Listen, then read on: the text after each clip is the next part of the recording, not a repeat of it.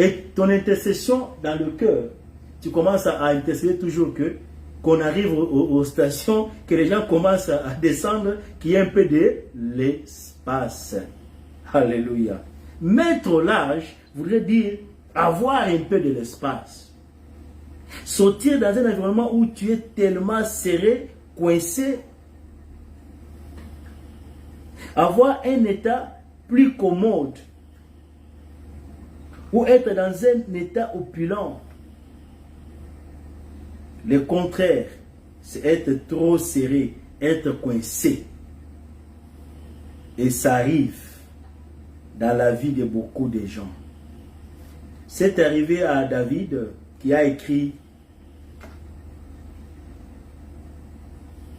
ces cantiques. Quand vous lisez tous les chapitres, on dit,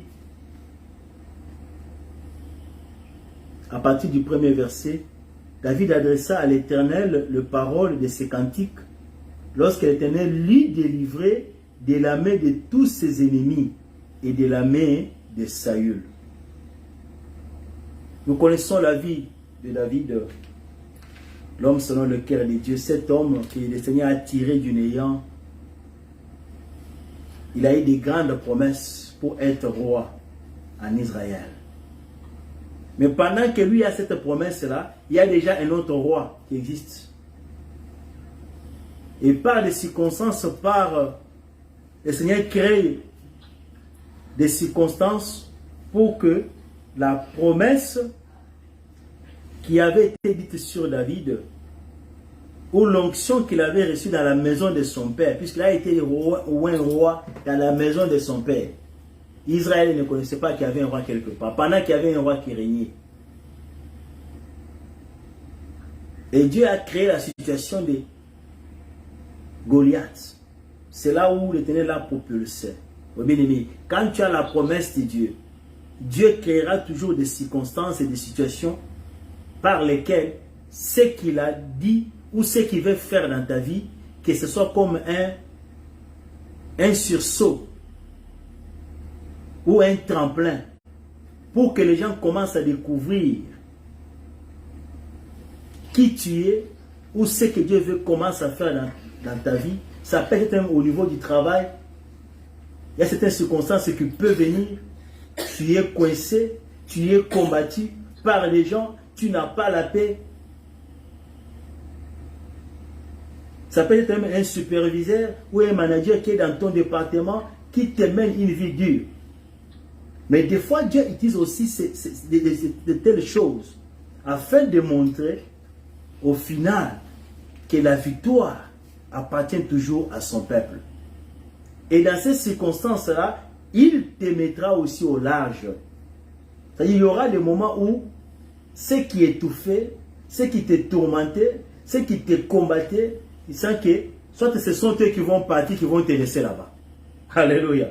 C'est Dieu qui va t'enlever là-bas, il va te propulser quelque part où tu vas émerger. C'est ça le terme mettre au large. David passe des moments difficiles. Saül, quand il découvre que les femmes de Jérusalem, les filles de Jérusalem, de Sion, commencent à chanter que David a tué 10 000 et Saül 1000, la jalousie. Il a compris, il y a un problème ici. Ce jeune garçon est tenté de prendre de l'ampleur. La jalousie a commencé. Il a commencé à poursuivre la vie de David pour mettre fin à sa vie. De gauche à droite, David a fui pour aller se cacher dans les rochers. C'est pour alors quand vous lisez le livre des psaumes, David a écrit beaucoup de cantiques dans les psaumes, qui sont les chansons. Il parle beaucoup des rochers. Il connaît ce qui est un rocher. C'est là où il fouillait. C'est là où il allait se réfugier. Quand il témoigne que l'Éternel est mon rocher, c'est puisqu'il n'avait plus l'endroit où se cacher. Et ce qui le cachait, c'était un rocher dans la bourse où il était. Mais il a compris que ce n'était pas cette pierre-là, ces crottes-là. Mais en réalité, c'était l'Éternel lui-même qui les cachait, qui les protégeait. Quand vous lisez les psaumes, il y a des termes tels qu'Éternel mon berger, Éternel mon rocher, Éternel mon appui. Ce sont des termes qui reviennent souvent quand vous lisez les cantiques, les psaumes ou les écrits de David.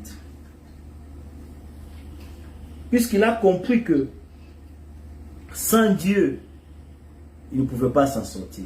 Chacun de nous a fait des témoignages ici. Il y a un point